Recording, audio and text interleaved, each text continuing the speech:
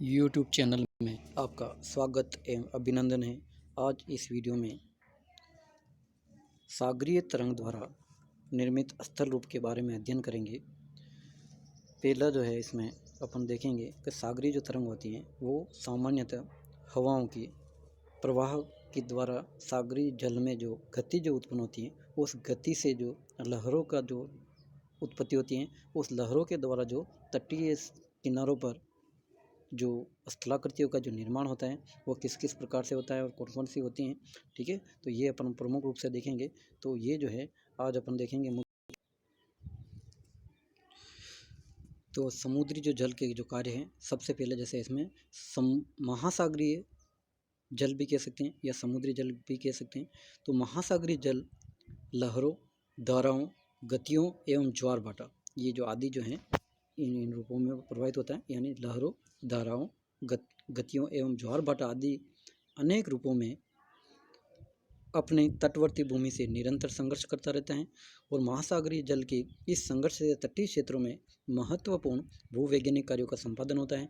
इन कार्यों को अपरदन के अन्य कारकों की भांति ही 3 भागों में बांटा जाता है। जैसे अन्य जो कारक जो हैं अपरदन के, जैसे तो उसमें जो है जैसे पहला जो है वो अपरदनात्मक कार्य, दूसरा परिवहनात्मक कार्य और तीसरा है निक्षेपणात्मक कार्य।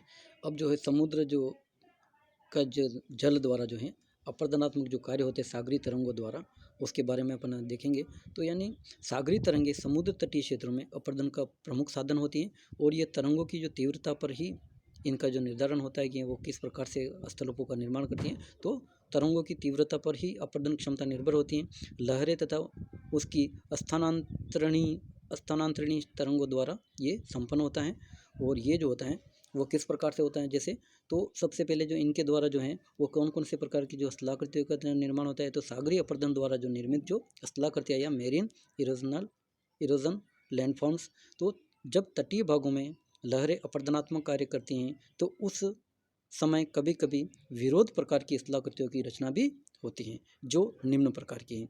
तो विशेष प्रकार की जो हैं वो जो विशेष प्रकार की कौन कौन सी है, तो इसमें जैसे प्रमुख रूप से जो है पहली रूप से जो है वो है तटीय भृगु। ये बहुत ही महत्वपूर्ण है। ये कोस्टल क्लिप के नाम से भी इसको इंग्लिश में जाना जाता है। तो ये अपने को ध्यान रखना है, कोस्टल क्लिप।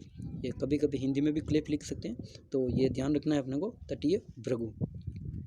समुद्री तट पर लहरों के आघात एवं प्रतिघात से उसके सम्मुख चट्टान का निचला प्रभावित भाग अनवरत प्रहारों से कटता रहता है। यानी जो नीचे वाला जो भाग होता है तटीय जो भाग जो चट्टानों का, तो उसके जो है वो अनवरत वहाँ पे जल का जो प्रवाह से जो तरंगे जो उत्पन्न होती हैं तो वहाँ से जो है वो निरंतर क्या धीरे धीरे वो निचला भाग क्या है प्रभावित होता है जिससे वो कटता रहता है तथा धीरे धीरे वह भाग अंदर तक खोखला हो जाता है और कालांतर में उसके ऊपर का लटका हुआ भाग मुख्य खंड से विदर द्वारा टूट जाता है और वह अपने ही बोझ से गुरुत्वाकर्षण के कारण टूटकर समुद्र में गिर जाता है। परिणाम स्वरूप तट पर एक खड़ी दीवार के समान टूटे हुए स्थल पर दिखाई देता है और यह लंबवत रूप से खड़े किनारों वाला अपर्दित भाग तटीय भृगु कहलाता है। ठीक है, जैसे ये जो डायग्राम में आपको दिखाई दे रहा है, जैसे ये पहले जो है यहाँ पे जो भाग था ये धीरे यहाँ पर तक था जैसे चट्टान, तो यहाँ पे निरंतर क्या है धीरे धीरे वो सागरीय तरंगों द्वारा क्या है प्रहार करते रहने से धीरे धीरे अपरदन हो गया और ये क्या है यहाँ से ये टूट करके नीचे गिर जाता है और ये एकदम खड़ा लंबवत ढाल बन जाता है। ठीक है, खड़े किनारों वाला अपर्दित जो भाग होता है तटीय भृगु कहलाता है। ये डायग्राम में आप इसमें देख सकते हो। ठीक है, तटीय क्लिप के निर्माण में भूपृष्ठीय अन्नछादन, चट्टानों की संरचना, प्रकार तथा स्थिति का प्रभाव पड़ता है। समुद्र तटीय क्षेत्रों में इसकी भिन्नता विद्यमान होती हैं जिस कारण तटीय क्लिप पर भिन्न भिन्न होते हैं। ये तटीय जो जिस कारण से ये तटीय क्लिप भी क्या होते हैं भिन्न भिन्न प्रकार के होते हैं। इसी आधार पर ग्लीवल्चर ने तटीय क्लिप को 4 प्रकारों से इनको वर्गीकृत किया है। तो पहला जो है वो है अवरोधी क्लिफ, दूसरा है कमजोर क्लिफ, तीसरा है मिश्रित क्लिफ और चौथा है जटिल क्लिफ यानी कॉम्प्लेक्स क्लिफ। तो ग्लीवल्चर के अनुसार तटीय क्षेत्रों की संरचना जब खरिया मिट्टी की होती हैं तब अवरोधी क्लिफ या संरचना जब लाइमस्टोन की होती हैं तो कमजोर क्लिफ तथा बालू का पत्थर की संरचना होने पर मिश्रित क्लिफ का निर्माण होता है। ठीक है, तो अब जो है दूसरा जो प्रमुख जो स्थलाकृति है प्रदनात्मक जो सागरी तरंग द्वारा वो है खांच या नोच भी कह सकते हैं। जब समुद्री लहरें, खांच या नोच, ठीक है, जब समुद्री लहरें तट पर प्रहार करती हैं तो सम्मुख चट्टानी स्थल में गहरा वृत्ताकार गड्ढा बन जाता है। गहरा जो है वृत्ताकार अर्धवृत्ताकार गड्ढा बन जाता है, उसे खांच या नोच के नाम से जाना जाता है। ठीक है, अर्धवृत्ताकार जो गड्ढा बनता है तटीय जो किनारों पर समुद्री तरंगों के प्रहार के द्वारा अर्धवृत्ताकार, तो उसको अपन क्या कहते हैं, नोच या खांच के नाम से जाना जाता है। अब जो है तीसरा जो स्थलाकृति है वो है तरंगर्षित प्लेटफॉर्म यानी वेव कट प्लेटफॉर्म। इसे तरंगर्षित चबूतरा भी कह सकते हैं। सागरी लहरों के सतत प्रहार से भृगु निरंतर स्थल की ओर धीरे धीरे पीछे खिसकता रहता है तथा उसके सामने समुद्र की ओर वाला भाग तरंग द्वारा घर्षित होता रहता है और कालांतर में यह तरंग अपर्दन द्वारा एक समतल मैदानी भाग में परिवर्तित हो जाता है और इसे ही तरंगर्षित प्लेटफॉर्म कहते हैं और इसे तरंगित महादेवी के नाम से भी जाना जाता है। अगली जो स्थलाकृति है वो है सागरीय कंदराएं यानी सी केव।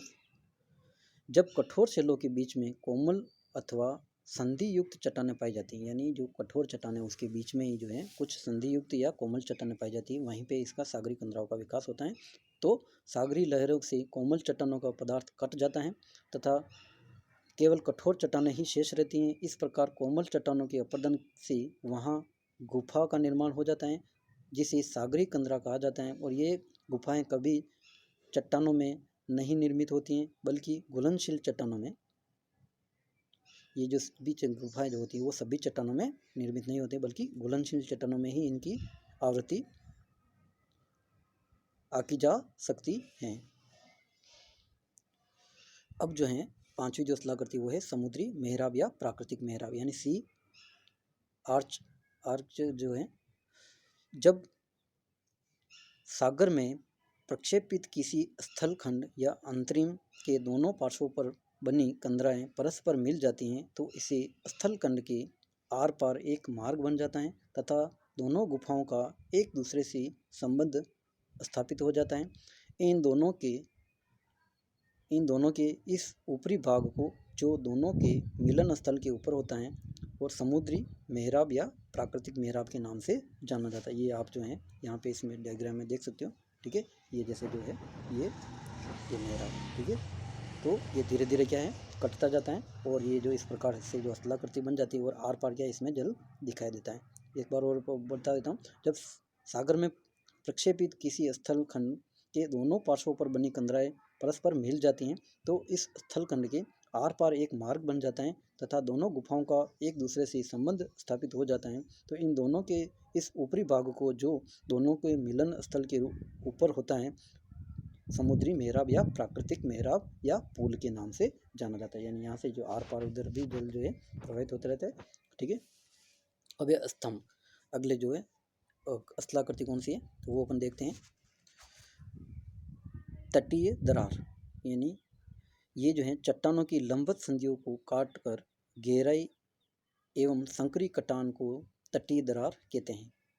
सक्रिय कटान को तटीय कंदरा कहते हैं। एक बार वो बता रहा हूँ, चट्टानों की लंबवत संधियों को काटकर गहराई एवं संकरी कटान को तटीय कंदरा कहते हैं। जब तटीय कंदरा काफ़ी बढ़ जाती हैं तो उनके सिरे की तरफ प्रसार रुक जाता है तथा इस प्रकार क्षरण आंतरिक भाग की तरफ न होकर मुंह पर या उस भाग में भी सक्रिय रहता है जहाँ पर लहरें तट से टकराती रहती हैं, जिस कारण निरंतर कटाव से तटीय दरार के स्थान पर खाड़ी की जो उत्पत्ति हो जाती है।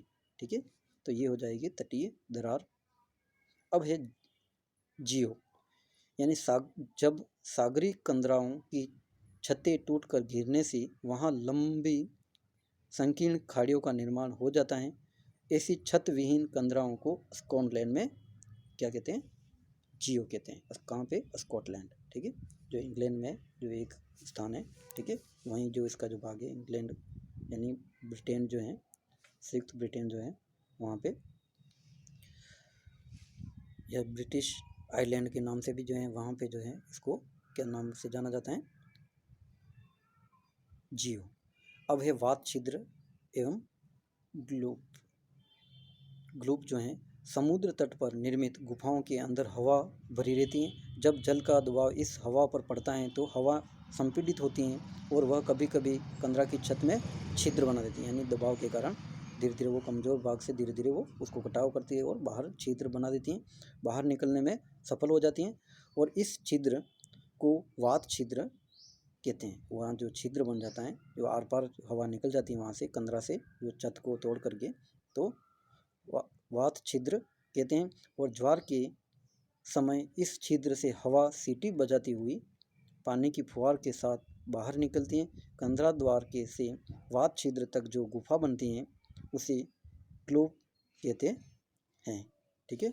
अब है नवी जो स्थलाकृति, वो है अंडाकार कटान,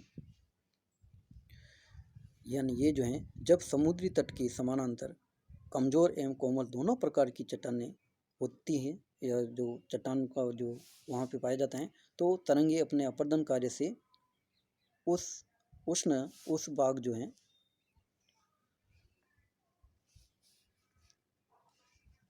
उस कोमल जो शैलें हैं उनको क्या है वो धीरे धीरे काटती रहती हैं तथा कठोर चट्टान बिना प्रभावित हुए ही स्थिर रहती हैं। और इस प्रकार कोमल चट्टानों वाले भाग में अंडाकार कटान तथा उससे निर्मित आकृति को लघु निवेशिका या लघु खाड़ी कहा जाता है, यानी लघु निवेशिका या लघु खाड़ी के नाम से भी जाना जाता है। और ये जो चित्र है आप इसमें देख सकते हो, यहाँ पे जो धीरे धीरे क्या है अंडाकार जो है ये स्थलाकृति बन जाती है, लघु निवेशिका, ठीक है।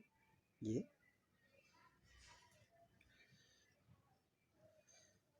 10वीं जो स्थलाकृति है वो है शीर्ष स्थल यानी हेड लैंड।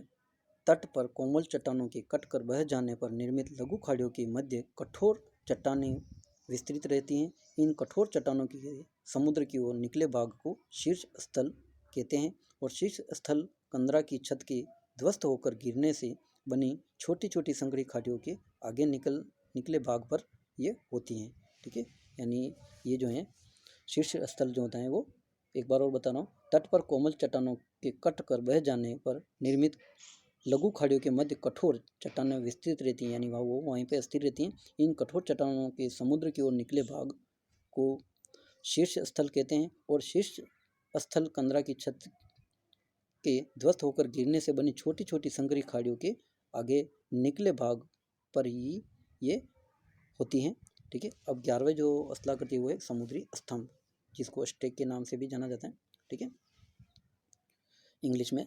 समुद्री मेहराब की छत जब टूट कर गिर जाती है, जो पिछले जो अपन ने जो देखा था ये जो मेहराब वाला, ठीक है, ये इसकी जब ये छत जो है ये ऊपर वाली छत गिर जाती है, जैसे ये यहाँ पे भी होगा या हो सकता था, ठीक है। तो ये जैसे छत गिर गई तो ये जो जैसे ये जो है एक स्तंभ के रूप में ये ऐसा होता है, तो उसको अपन क्या कहते हैं, स्थिर होता है, तो उसको अपन क्या कहते हैं, समुद्री स्तंभ के नाम से जाना जाता है।